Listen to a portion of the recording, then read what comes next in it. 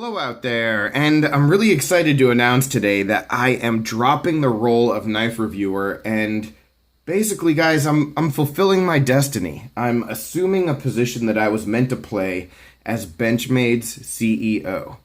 If only for the length of this video, if only for today, but I'm the one making the decisions, and this video is about what I would do if I were running that company. And it's the second video in this style that I've done. The first one was about CRKT. I will link to that one down below. And that one was a blast, guys. Lots of really good discussion in the comments.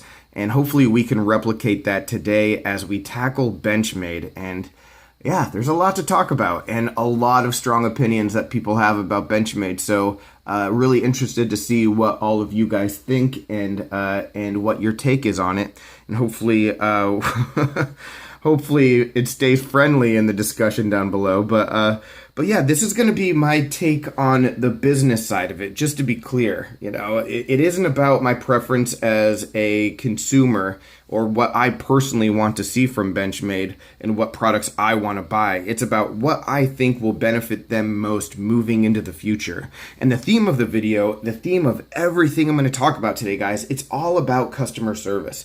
It's all about going above and beyond for the people who buy their products in order to instill some loyalty and also attract new people to the brand in the long term. All right. When we talk about customer service, though, we do have to briefly talk about the elephant in the room and the controversy that surrounded Benchmade over the past 6 months.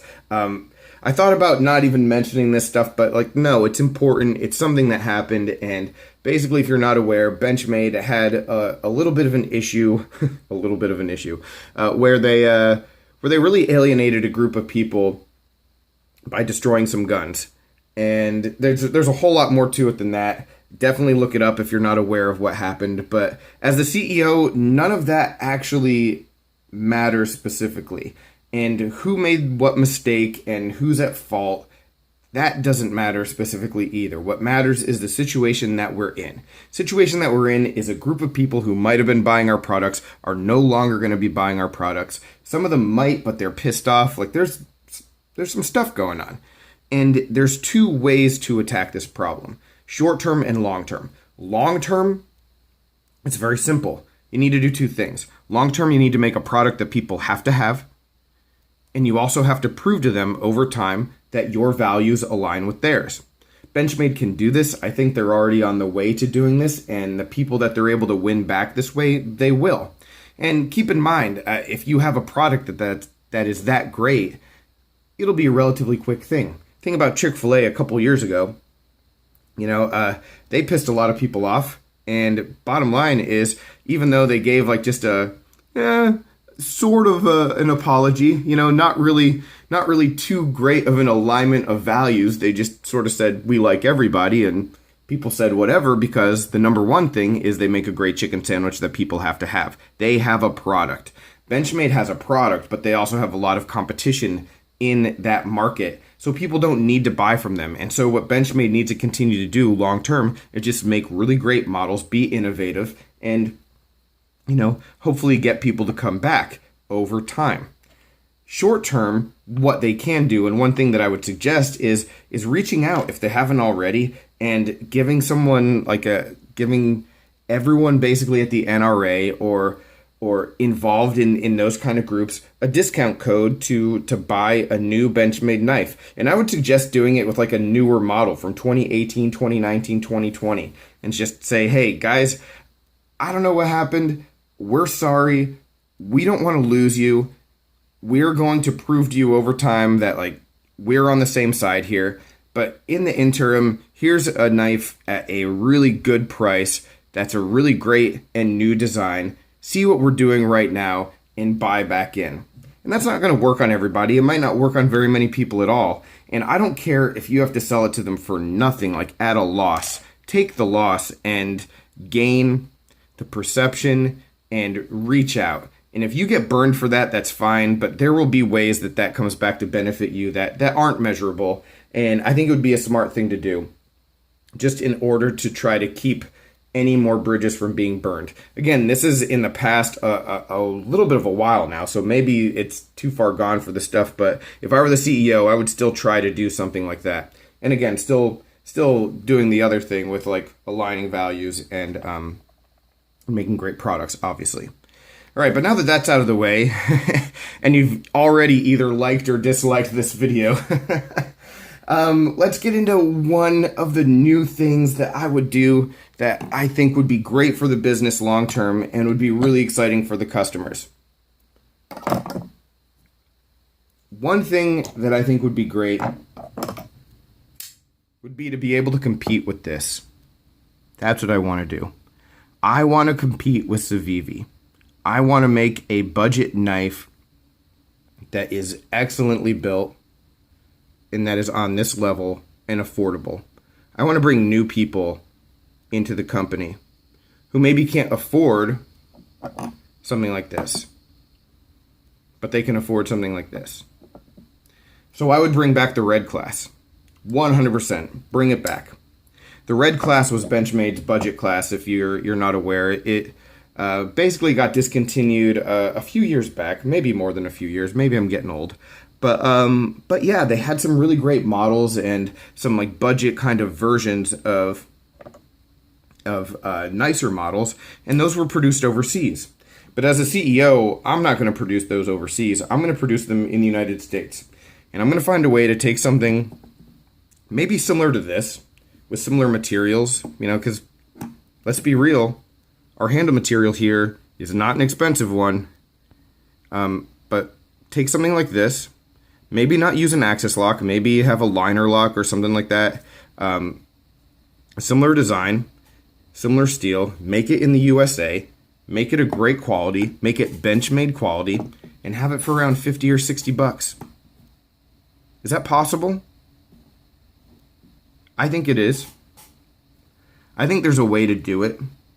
And I think that the business margins aren't as important as getting it into the hands of new people. And I think there's a lot of people, at least in my experience that I've met, who would love to try out Benchmade, but don't necessarily have the money to spend on something like this. And when they do have the money, they spend it on something else that they already have trust in, another brand that they already believe in. And so I think for the consumer, creating something that's a little bit cheaper, a little bit more accessible, but still high Benchmade quality, gives you an in the market where this is just dominating. But it also just gives you a better budget option for the people who are already buying from you. If you have some Benchmade knives that are really nice, you want a beater, now you can still get one. And now the person who wants a really sweet knife like this can get a Benchmade. That's also sweet, and also like this. Civivi absolutely killed it with this, and it would take a lot, for Benchmade to be able to compete, but I think they can. And again, I don't see the cost and the materials, and I know that stuff made in the USA is gonna be a little bit more expensive, so I'm not expecting like 40 bucks, but they should do it 100%, and they should make it in the United States and find a way to put it, even if it's at 65, 70 bucks, it'll be the cheapest folding Benchmade by far, and it would be a huge boost to what that line is all about and to getting new people involved with the brand. Now, the next thing that I would do, again, focused on customer service, is a little bit of a revamp on the custom shop. Benchmade's custom shop is awesome. Anytime I do one of these videos about being a CEO, I'm probably going to suggest something similar to the custom shop because I think it is just one of the best things out there. It's so cool that you can take a mini griptilian, a griptilian, a barrage, a crooked river now, and make them your own. It costs a little bit of extra money, but you can have a one-of-a-kind knife that's like warranted by Benchmade. It's awesome. It's just a really clever idea, and it doesn't make any sense that everybody else doesn't do it too. But they can make it better, and this is how. You add this platform, the 940, the 943 platform, add it to the custom shop. Give people that opportunity. There have been enough limited editions of the 940 and the 943 that Benchmade's made their money, and they'll keep making money, and if you have some limited editions in mind as Benchmade CEO, if I still want to release some limited editions, then like those materials that I'm going to put on it, I don't put them in the custom shop. And so the one that I'm releasing will still be unique. You know what I mean? There's still ways that once you put something in the custom shop to release another variation of it that is still unique. And 940, 943, it would just make it even more of a flagship than it already is. You get aluminum scales, you could get G10, a black blade, 943 blade, whatever it is you want. Just how cool is that? It's such a great knife. It makes too much sense not to do, in my opinion. Furthermore, with the custom shop, I 100% believe that they should offer products that aren't just full knives. You should be able to just get pieces, just get materials on that custom shop. You should be able to get just a set of scales. If you have the G10, it would take a lot. Let me rewind a little bit. So it would take a lot in order to be able to swap like a scale like this with G10 because it actually changes the build. But what I'm getting at is that that's where your customer service actually goes. So let's say that I had a Benchmade mini Griptilian just like this, and I decide I want a set of G10 scales on it. Now there are all these aftermarket scales, right, that I could buy that would make someone else money, and that's fine. Right? And then, unfortunately, I voided my warranty. Well, with what I'm suggesting, and I'm the CEO, so I'm not suggesting it, we're going to do it.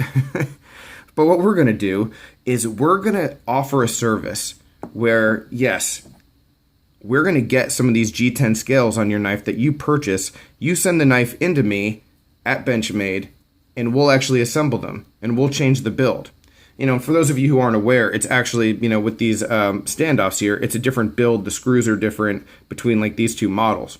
So, you can't just interchange the Benchmade scales with other G10 Benchmade scales on this. It doesn't work that way. But what I'm getting at is that you would send the knife in and we at Benchmade would take care of that for you. And why not do something like that? That way your knife is still under warranty. You can get the custom scales that you want. They have a number of different patterns and colors and variations with the G10, And then you can start offering carbon fiber if you wanted to do that, or offer people to be able to change out the color of their thumb studs. And obviously, this isn't all going to be free. It's going to be for a price, but make it part of that service, and that way the knife can still be warranted, and people can have the custom knife that they want.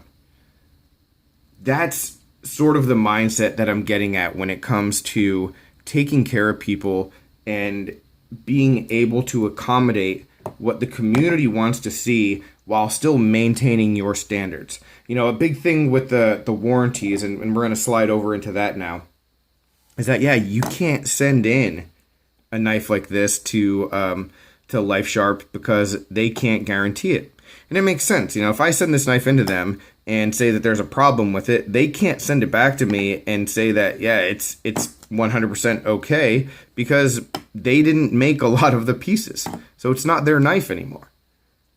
They can't be accountable for parts that aren't theirs. And that makes perfect sense from a liability reason, But what they could do, let's say I had an issue with this knife. I send it into Benchmade. At Benchmade, what we're going to do is we're going to analyze and evaluate. And we're going to say, you want to know what? It's not locking up quite right. I think you might have some old Omega springs. That's what we think. So we can't replace it because we can't put our stamp of approval because of these scales. But what we can do is, you want to know what? We're going to ship you the Omega springs that you need. Looks like you have a little bit of stripped hardware. Again, we didn't take it apart, but it looks that way. So we're going to send you some new hardware, and good luck. Hopefully you're able to take care of it. Be in touch if you need anything else. It's that kind of mentality that I think they need to bring to the table in these situations. And again, they're not doing anything wrong with what they have going on now. It's just, instead of focusing on the obstacles, together we focus on what the end goal is, which is getting me a knife that works the way it should. And if we have that mentality, then I think that it's going to benefit everyone long term. Because just think about how it would feel if you sent something in and they went above and beyond like that to take care of you. How much loyalty would you have? And you have to understand where they're coming from with the warranty. And again, I do, but I just think that changing the way you look at things is an opportunity for them to go from being really, really good in the customer service area to being exceptional and completely unrivaled. And that's the goal. If I'm the CEO, that is the goal of what we're doing. So they are good in customer service, and I do want to take a quick minute to talk about one other area where Benchmade is already very good, and one thing that I wouldn't change at all. I really, really like the knives that they do for the service industry, like paramedics, first responders, police. I love the commitment to that, especially with the new Boost that came out recently and the Outlast, which also came out recently. Knives like that are really high quality. They're expensive, sure, but they're high quality, and they're marketed to only a small number of people, to be honest. Knives like that, I think, are really, really important, even if they don't make that much money. And I really love that Benchmade makes them. And if I were the CEO, I would just continue to push that. Again, nothing that they need to change because they're already doing a great job of it, but just something that I recognize and appreciate, that knives like the Triage and then these other ones which I've brought in and shown pictures of, that kind of stuff is really important. And I think that the more kind of knives that you can make for people either in the military or in those certain kind of work groups, you can appeal to them, that really makes a difference. And so, yeah, good job by Benchmade. I would definitely keep doing that. All right, and the last thing I want to talk about today, guys, I don't have all day. I could make a 45-minute video about things, but the last thing is basically making a knife that everybody has to have at least one of. If I'm the CEO of Benchmade, and today I am, pretty cool, by the way.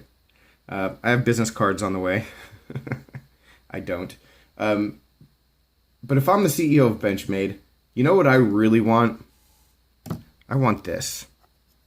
And it pisses me off that I don't have it. I want a knife like the Paramilitary 2 or the Para 3 that when a new one comes out in a new steel, everybody has to have it. Not everybody, but you know what I mean? Like, I want a knife that people are just hungry for when it comes out. A new variation, a new color, a new steel, all that stuff. I want people to collect it, and I want people that just have a preference for color and steel to be able to get the one that they want. And the good news is that as the CEO, I have the model that we are going to do this with. Right here, the 560 Freak. This knife is phenomenal. I'm going to say it right here.